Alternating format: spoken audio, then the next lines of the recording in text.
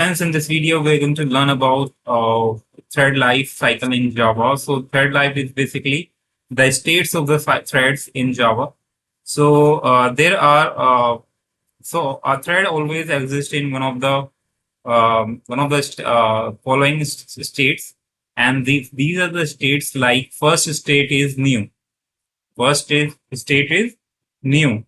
So whenever a thread is created, it is always in the new thread, and for a thread in a new state, the code has not been run yet, thus has not began its execution. So it's wait for execution, but before running, when the thread is created, it will be always in a new state.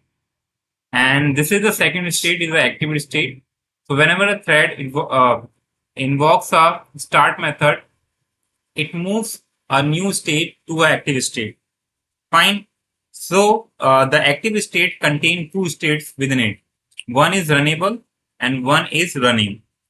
So runnable means a thread that is ready to run, then move to a runnable state. But it is not running right now. It is ready to run. So a thread may be a running or maybe a ready to run at a given instant of time. So it is the duty of the thread scheduler to provide the thread time to run. So moving the thread the running state. So we can say and the running state. Running state in an active state is when a thread gets a CPU, it moves to a running state. Fine. It moves to a running state from the runnable. And the most common change the state of thread is from the runnable to running and again back to the runnable. The third one state in the thread's life cycle is block and waiting. So when a thread is inactive for a span of time, but not permanently, then either the thread is in the blocked state or is in the waiting state. For example, suppose a thread, let's say the name is A. We want to print some data from the printer. However, at the same time, the thread B, let's say the second thread is B, is using the printer to print some data. And so therefore, thread A has to wait for the thread B to use the printer. So thus, thread A is in the blocked state. Fine. And the thread in the block state is unable to perform any execution, thus never consume any cycle of CPU. So hence we can say a thread remain idle until the thread scheduler reactivates thread A. Fine. So this is the example of block waiting. And now let's move to the fourth one state, which is a timed waiting. So sometimes waiting leads to a starvation.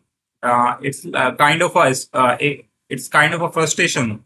So for example, a thread, let's say it's A, has entered the critical section of a code and is not willing to leave that critical section. It is going on a loop, and in such scenario, another thread has to wait forever, and which leads to starvation. Fine. So to avoid such scenario, a time waiting state is given to thread B, and the thread lies in the waiting state for a specific span of time, not forever.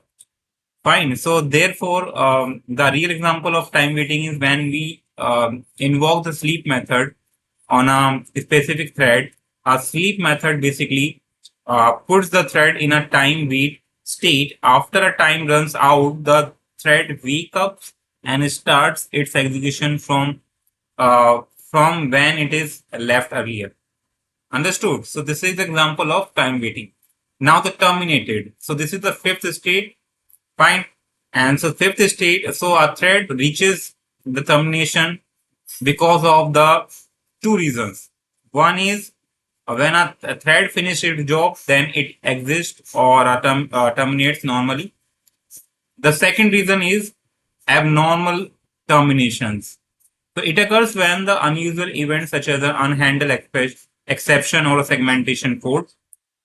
Fine. So it can be due to the any unhandled exception or a segmentation fault. then a thread has to terminate in such a situation. So in this type of a termination is called abnormal termination. Understood?